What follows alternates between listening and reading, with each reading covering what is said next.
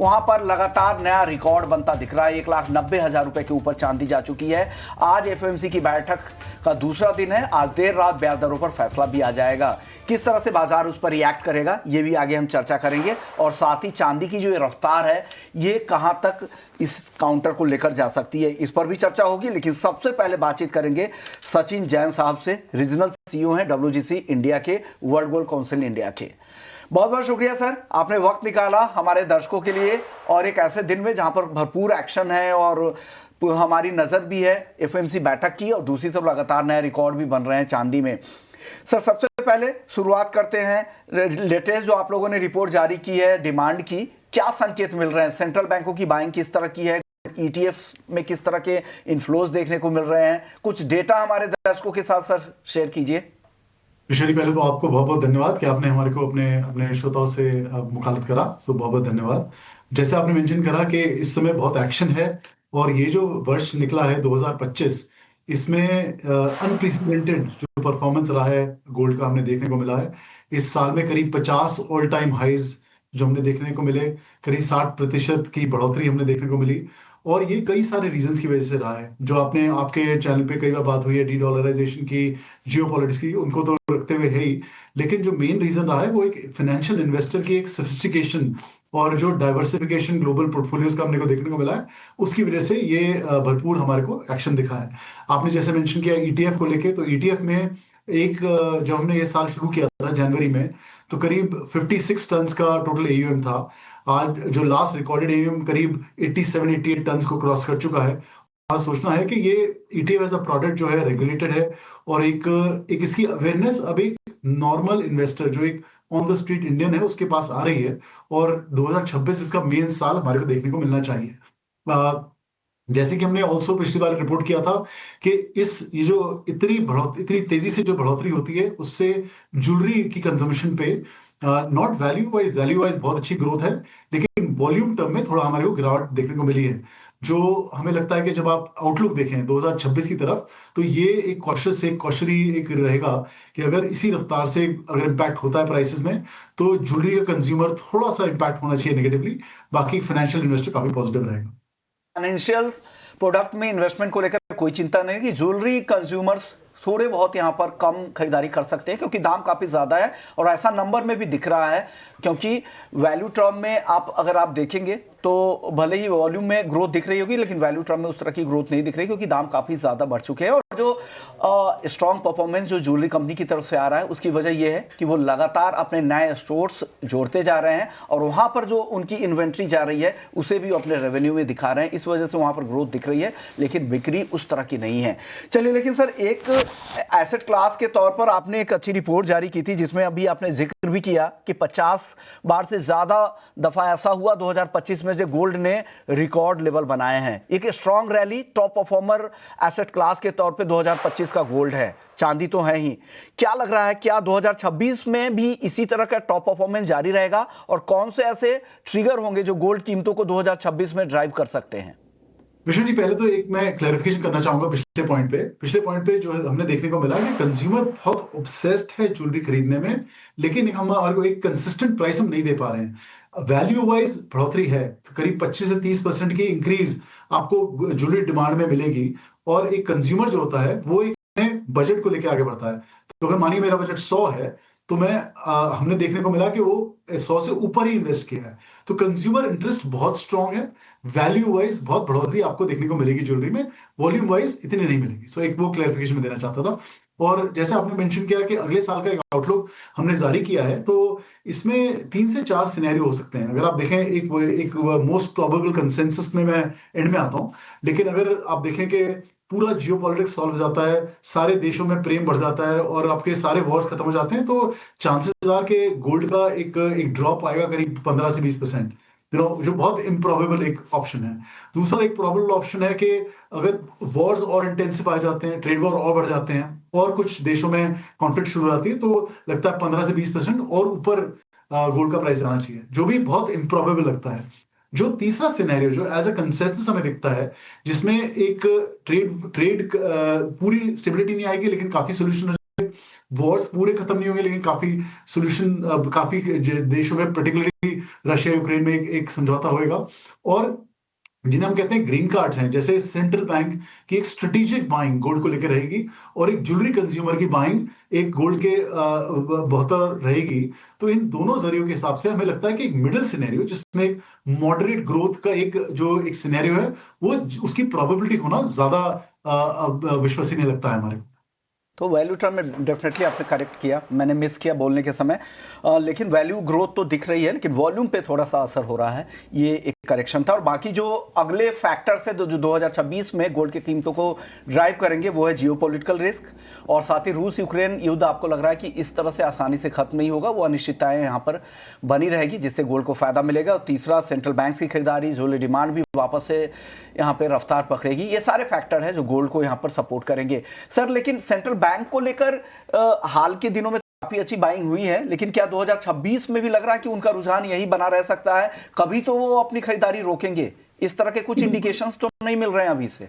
ये अगर आप देखें विश्व जी, जो एक सोफिस्टिकेशन, जिस तरह से एक साइंटिफिकली बाइंग हो रही है, और हमेशा हमारा हमारे जो आंकड़े हैं वो हमेशा रिकमेंड करते हैं कि आपके पोर्टफोलियो में करीब 10 से 15% अगर सोना रहेगा, तो आपके पोर्टफोलियो की हेल्थ बढ़ती है, और एक लॉन्ग टर्म पर्सपेक्टिव में उसका एक बेनिफिट आपको मिलता है। हमने पहली बार ये देखा है कि जो एक इन्वेस्टर हैं, चाहे फैमिली ऑफिसेज हों, चाहे इंस्टीट्यूशंस हों, वो अपना ये पोर्टफोलियो करेक्टली मैनेज कर रहे हैं, और करीब ये 5 से जो एक परसेप्शन था कि 10%, उसको एक्चुअली 10 से 15% में वो एक बैलेंस हो रही। तो इसको हम कहते हैं कि सोफिस्टिकेशन ऑफ इन्वेस्टर जो एक आने को मिल रही है, ये हमें देखने को मिल रहा है, और इसमें बहुत this a long way to go. तो मुझे नहीं लगता कि इसमें अगले बहुत एक शॉर्ट टर्म में कोई सेलिंग का जरिया आना चाहिए। Of course there is an option, कुछ इंस्टीट्यूशंस हैं, कुछ जैसे इंडिविजुअल्स होंगे जो सेलिंग करेंगे, लेकिन ओवरऑल अगर आप देखें तो इसमें काफी एक अपॉर्चुनिटी ग्रोथ की है। और एक आखिरी चीज है कि इंश्योरेंस सेक्टर में एक अपॉर्चुनिटी ये भी है कि यूलिप के द्वारा एक सोने में इन्वेस्ट करने का ऑप्शन अगर शायद होए, वो खुले शायद भारत सरकार की तरफ से, रिव्यू भी होता है, तो उससे एक बढ़ोतरी गोल्ड के इन्वेस्टमेंट को मिलेगी। तो ये कुछ ट्रिगर हैं, और ये कुछ जो फंडामेंटल्स हैं जो वर्ल्ड गोल्ड काउंसिल के रीजनल सीईओ सचिन जी आप लोगों को बता रहे थे कि 2026 में भी ये टॉप परफॉर्मिंग एसेट क्लास क्यों रह सकता है, कौन कौन से ऐसे खबरें हैं जो आगे भी सपोर्ट करती रहेंगी इन कीमतों को। शुक्रिया सर, आपने वक्त निकाला, हमारे दर्शकों को गाइड किया, जागरूक किया, और उन डेटा को लेकर अलर्ट भी किया जिसे वो कैरी कर सकते हैं नए साल में भी। चलिए, नए साल के शोज में आपको जरूर वापस से बुलाएंगे और अपने दर्शकों को फिर से जागरूक करेंगे। हमारे साथ 2 मेहमान और हैं, नवनीत दमानी है मोतीलाल ओसवाल फाइनेंशियल सर्विसेज से, और साथ ही दिनेश सोमानी है प्रो इंटेलीट्रेड सर्विसेज से। नवनीत जी, आपसे शुरुआत चांदी से करूंगा। जबरदस्त रफ्तार दिख रही है। हमने पिछले हफ्ते बातचीत भी की थी, 2 लाख के आसपास के टारगेट सारे एक्सपर्ट्स दे रहे थे। इस तेजी के बाद अब क्या कुछ नजरिया आप लोगों का बदला है? उसी टारगेट के साथ आप बने रहेंगे, नया कुछ टारगेट कुछ यहाँ पे ऐड करेंगे नवनीत जी? वेल, मुझे लगता है कि 2 लाख का टारगेट साल के एंड तक most of the broking houses ने दिया था, और लगता है काफी अचीवेबल है। हम 1,90,92,000 के आसपास तो ऑलरेडी ट्रेड कर रहे हैं। अगले साल किस तरह से बिहेव करेगा, ये बहुत इंटरेस्टिंग फैक्टर रहेगा विश्वमोहन जी, और मुझे लगता है कि अगले साल भी ये मोमेंटम कंटिन्यू रहेगा। 12 से 18 महीने की अवधि में हम देखते हैं कि करीब करीब $75 से लेके $80 के ऊपर का स्तर हम चांदी में देखेंगे, जो कि $60 से लेके अगर $80 का स्तर होता है, 30 से 35% की बढ़त यहाँ से भी देखने मिल सकती है। ओवरऑल बायस बहुत स्ट्रांगली पॉजिटिव है। जो ये हम रैली देख रहे हैं, करीब करीब 100% के ऊपर का रनअप ऑलरेडी इस साल दिखा चुका है। अब जो भी एसेट क्लास 100%, 150% एक साल में चल जाता है, वो थोड़ा बहुत जर्क देगा, नी जर्क रिएक्शन देगा, थोड़ी बहुत प्रॉफिट टेकिंग उसमें आते रहेगी टाइम एंड अगेन। बट ये सारी अपॉर्चुनिटीज एक बाइंग अपॉर्चुनिटी से ट्रीट करनी चाहिए, जहां पे आप नीचे के लेवल पे स्टैगर्ड वे में निवेश कर सकते हैं और अपसाइड पोटेंशियल खींच सकते हैं। याद रखिएगा कि स्टैगर्ड वे में इन्वेस्टमेंट करना बहुत जरूरी है। ये लेवल पे एक बल्क इन्वेस्टमेंट करना थोड़ा सा क्रिटिकल हो सकता है, तो जहां पर आपको एक रीजनेबल करेक्शन मिले, टुकड़े टुकड़े में आपको 2-2, 3-3% करके परसेंट के करेक्शन पे 25-25% डिप्लॉयमेंट करके एक एयूएम अच्छा सा बनाना चाहिए चांदी में अभी भी। बिल्कुल, यहाँ पर चांदी में आप थोड़ा थोड़ा करके इन्वेस्ट करिए और एक अच्छा पोर्टफोलियो आपका चांदी में बन सकता है। दिनेश जी, चांदी में देखिए तूफानी रफ्तार यहाँ पर नजर आ रही है, $62 के ऊपर चली गई है, और इस साल घरेलू बाजार में 15% से ज़्यादा के रिटर्न यहाँ पर चांदी ने दिए हैं। आप क्या टारगेट्स देख रहे हैं ईयर एंड तक, और क्या ट्रेडिंग कॉल्स होगी आपकी चांदी को लेकर आज? साइकोलॉजिकल लेवल था 1,90,000 का, जो बहुत अच्छी तरह से क्रॉस हुआ और मुझे लगता है कि आज इवनिंग सेशन तक भी इसमें मोमेंटम बरकरार रह सकता है। कोई भी लेवल 1,90,000 के नीचे करता है 1,89,800 900 के आसपास खरीदारी का एक अच्छा अवसर मिल सकता है। आई थिंक 1,94,000 इस वीक के एंड तक हमें देखने मिल सकता है। 1,88,000 का इसमें स्टॉप लॉस मेंटेन करना चाहिए। जो मोमेंटम साल से बरकरार है वो कंटिन्यूस बरकरार है। अगर आप गोल्ड सिल्वर का भी रेशो देखते हो, जो 80 था अभी रिसेंटली अभी ये 68 के आसपास आ गया है, जिसमें 74-75 का ब्रेकडाउन था। आने वाले समय में ये रेशो मुझे लगता है कि 58 तक भी आ सकता है, या सिल्वर कंटिन्यूस आउट परफॉर्म कर सकती है और गोल्ड मुझे लगता है कि स्टेबलाइज हो सकता है। ओके, तो ये चांदी को लेकर आपको लग रहा है कि 1,91,400 तक के लेवल आज यहाँ पर देखने को मिल सकते हैं, लेकिन डिप में खरीदे, ये सलाह दिनेश जी की तरफ से दी गई है। दिनेश जी, गोल्ड को लेकर क्या राय है? गोल्ड हालांकि आज पूरी तरह से नजर है एफएमसी के फैसले पर, हालांकि बाजार मानकर चल रहा है कि 0.25% कटौती होगी, लेकिन कमेंट्री अहम होगी कि अगले साल क्या करने वाले हैं और मौजूदा स्थिति क्या है अमेरिकी इकोनॉमी की। क्या करना चाहिए सर गोल्ड में? जी विश्वमोहन जी, कोई भी फैक्टर उठा के देख लीजिए, गोल्ड के लिए कोई भी मंदी इंडिकेट नहीं करना है। सेंट्रल बैंक की बाइंग है, रुपए का कमजोर होना है, साथ में साथ ब्याज दरों में कटौती है जो कंटिन्यूस हो रही है। आज भी 87% एक्सपेक्टेशन है कि शायद ब्याज दरें कम होगी, और साथ ही साथ ईटीएफ की जो बाइंग है ये निरंतर कंटिन्यूस न्यू हाइज बनाते जा रही है। अगर सिर्फ सितंबर अक्टूबर की ही ईटीएफ बाइंग गोल्ड में अगर हम देखते हैं तो 2020 से 2024 4 साल का पूरा जो ईटीएफ है सिर्फ 2 महीनों में इकट्ठा हुआ है। करीब करीब 26 टन का माल ईटीएफ में इकट्ठा हुआ है। तो निवेशकों का निरंतर जो रुझान है अन्य मार्केट के अलावा क्रिप्टो से लेकर निकलकर ये गोल्ड की तरफ झुकाव ज्यादा हो रहा है। तो मुझे लगता है गोल्ड में भी बाइंग बनी रहनी चाहिए, लेकिन सिल्वर के मुकाबले मोमेंटम इसमें थोड़ा सा कमजोर है। 1,29,800 एक बेसलाइन सपोर्ट मुझे नजर आता है जहां पर बाइंग बन सकती है। 1,30,200 1,30,600 ये अपसाइड टारगेट नजर आता है। 129,400 का स्टॉप लॉस मेंटेन कर सकते हैं। गोल्ड का मोमेंटम जरूर पॉजिटिव है, लेकिन सिल्वर के मुकाबले वो गति वो स्पीड गोल्ड में अभी नहीं है। ठीक है, यहाँ पर गोल्ड पर पॉजिटिव नजरिया, लेकिन सिल्वर पर ज़्यादा बुलिश है। नवनीत जी, आपकी गोल्ड को लेकर क्या राय होगी? एफओएमसी की बैठक के आज नतीजे आने वाले हैं ब्याज दरों को लेकर, उससे पहले थोड़ा सा सीमित दायरे में दिखता हुआ सोना, क्या रणनीति बनाई जाए सोने पर? वेल, अगर आप 2 दिन से देखें तो गोल्ड का जो मार्केट है थोड़ा सा एक साइडवेज मोमेंटम के साथ ट्रेड कर रहा है, वेयरएज सिल्वर में एक अच्छा पॉजिटिव मोमेंटम देखने मिल रहा है। मुझे लगता है कि इवेंट को इतने ऊपर के स्तर पे प्ले नहीं करने को देखना चाहिए, and we should wait, let the event unfold, और कल शायद एक फ्रेश बेट फ्रेश माइंड से ले सकेंगे। आज प्ले करने में 1,000 रुपए अपसाइड या 1,000 रुपए डाउनसाइड दोनों ही देखने के लिए तैयार होना पड़ेगा, जो कि मुझे नहीं लगता है कि रिटेल निवेशक ऐसा चांस लेना चाहिए। तो I will wait for some caution. अगर ये 4170 का स्तर टूट जाता है नीचे में, तो मैं वापस थोड़ा सा एक नेगेटिव बायस के साथ गोल्ड को ट्रेड करूंगा और करीब करीब 80 से 100 डॉलर का और हम फॉल देख सकेंगे। बट अदरवाइज लार्जर ट्रेंड 4170 जब तक नहीं टूटता है पॉजिटिव ही रहेगा। ठीक है, ये हो गई सोने पर राय, और थोड़ा सा कॉशियस यहाँ पर रहने की ज़रूरत है। फेड का क्या फैसला आता है आज रात, उस पर भी काफ़ी चीज़ें डिपेंड करती है। कल देखना होगा किस तरह से यहाँ पर सोने की चाल नज़र आती है। चलिए, इसी के साथ वक्त है एक छोटे से ब्रेक का। ब्रेक के बाद जल्द लौटते हैं। कॉपर की जहां पर अच्छी मजबूती बन रही है, ये भी रिकॉर्ड के पास ही है, 1,090 के ऊपर एमसी एक्सपर्ट ट्रेड कर रहा है। बाकी मेटल्स भी तेज है, एल्युमिनियम देखिए, जिंक देखिए, यहां पर भी रफ्तार है। क्या कॉपर अगला गोल्ड हो सकता है क्या नवनीत जी? कॉपर अगला गोल्ड हो सकता है। हम 6-8 महीने से ही इसके ऊपर तेजी की बात करते जा रहे हैं विष्णुमोहन जी, और मुझे लग रहा है कि यहाँ पर जो मोमेंटम है ये फंडामेंटल ड्रिवन है, और गोल्ड से सिल्वर से अगर मात्र 5% मनी या जो फाइनेंशियलाइजेशन ऑफ एसेट्स हो रहा है वो शिफ्ट होके इंडस्ट्रियल मेटल्स में जाने लगा, तो यहाँ से हम लाइफ टाइम हाई के भी ऊपर के स्तर देखेंगे। Already as we speak copper lifetime high के आसपास ट्रेड कर रहे हैं। डिमांड बहुत ठीक ठाक, बट एक्यूट सप्लाई शॉर्टेज है जो इस बार मोमेंटम को चेज कर रही है। डॉलर इंडेक्स थोड़ा सा वीक होता हुआ नजर आ रहा है, एंड मुझे लगता है कि यहाँ पर हम अगले साल में जब घुसेंगे तो 13,500 14,000 डॉलर का टारगेट लेते हुए कॉपर में तेजी की रणनीति बनानी चाहिए। तो यहाँ से करीब करीब 15 से 20% के ऊपर का अपसाइड आपको अगले कुछ महीने में देखने मिल सकता है, एंड अच्छा पॉजिटिव मोमेंटम के साथ ट्रेड करता हुआ नजर आएगा। बिल्कुल।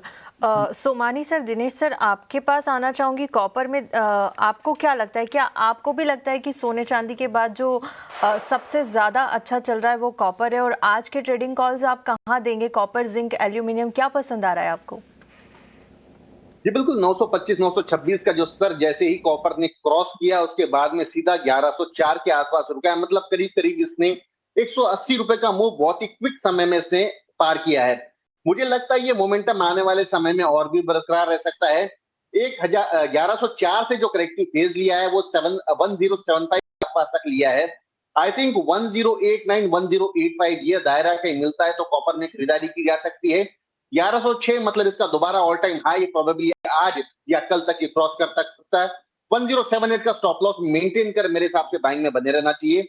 ओवरऑल फंडामेंटल मुझे अभी सपोर्टिव नजर नहीं आते, लेकिन probably with the recovery of Chinese market और वहां का जो रियल एस्टेट मार्केट है वहां रिकवरी निकल कर आती है तो सबसे बड़ा बूस्ट कॉपर की प्राइसेस को मिल सकता है और आने वाले समय में 1200 के लेवल भी हमें देखने मिल सकते हैं। आने वाले समय में 1200 भी ये पोजीशनल रहा है, ये ध्यान रखिएगा। ये एक महीने से ज्यादा की रहा है 1200 का, लेकिन अभी इमीडिएट टारगेट 1098 और 1106 रुपए का दे रहे हैं सोमानी जी। चांदी पर वापस लौटते हैं। आज हमारे साथ नितिन केडिया जी भी हैं, हालांकि देरी से आए हैं। Nitin ji good morning. ये सबसे पहले चांदी में बताइए, आपने 2 लाख के जो टारगेट दिए थे उसके करीब अब चांदी वापस से जाती दिख रही है। क्या आपने टारगेट को ऊपर की तरफ तो रिवाइज नहीं किया है? विश्वमन जी बिल्कुल 31 मार्च के लिए हमने 2.5 लाख का टारगेट जो है वो रखा है कि 31 मार्च तक जो है वो 2.5 लाख हो जाएगा, क्योंकि हमारा मानना है शॉर्ट स्क्वीज और शॉर्ट सप्लाई दोनों जो है वो इस मार्केट में चलता ही रहेगा। और कल भी हमने देखा कि 7:15 7:30 के आसपास किस तरीके से लोगों का जो 5950 और 5965 के स्टॉप लॉसेस लगे थे स्पॉट के अंदर, उसको स्क्वीज किया और उसके बाद 60-50 के ऊपर सिल्वर सस्टेन किया है। और आज मॉर्निंग से अभी तक देखें तो 61 के ऊपर सस्टेन कर रहा है। तो हमारा मानना है कि नेक्स्ट वीक में जो है हम इसको 63.5 और 64 के लेवल्स जो है देखेंगे। और एमसीएक्स में मेरा मानना है कि 2 लाख रुपए तक के लेवल्स जो है वो हमको नेक्स्ट वीक में मिल जाने चाहिए। और फेड का भी आउटलुक जो है वो काफी डॉविश एक्सपेक्ट कर रहे हैं हम लोग। क्या लग रहा है सर, गोल्ड पर उसका क्या असर होगा? फेड के आउटलुक का कमेंट्री काफी अहम होगी, हालांकि 4% कटौती तो बाजार ने डिस्काउंट कर लिया है। आप कह रहे हैं कि डोविश होगा तो क्या और चलेंगे, क्या यहाँ से सोने चांदी के दाम और बढ़ेंगे? विश्वल जी देखिए, सिल्वर गोल्ड सिल्वर का रेशियो जिस समय 74 के आसपास, तब मैंने वापस 65-66 के लेवल्स के टारगेट्स आपके चैनल पे दिए थे। तो अगर ओवरऑल बात करें तो सिल्वर जो है मुझे लगता है कि जिस समय रेशियो 65-66 के आसपास आएगा तो गोल्ड और सिल्वर दोनों सिंक में चलना शुरू हो जाएगा।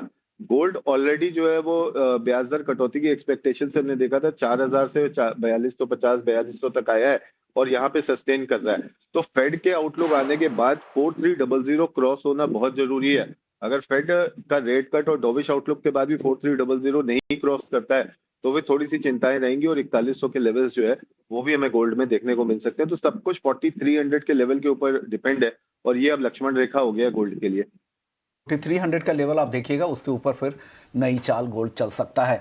एक सवाल नवनीत जी नेचुरल गैस पे, क्योंकि नेचुरल गैस में जो पिछले हफ्ते की पूरी तेजी गवा दी है, क्योंकि कहा जा रहा है कि 2 हफ्ते माइल्ड वेदर रहने का अनुमान है, यूएस वेदर एजेंसी की रिपोर्ट थी, उसके बाद से ये गिरावट आई, लगातार तीसरे दिन कमजोर है। इस गिरावट के बाद आप खरीदें कि और रुक जाएं?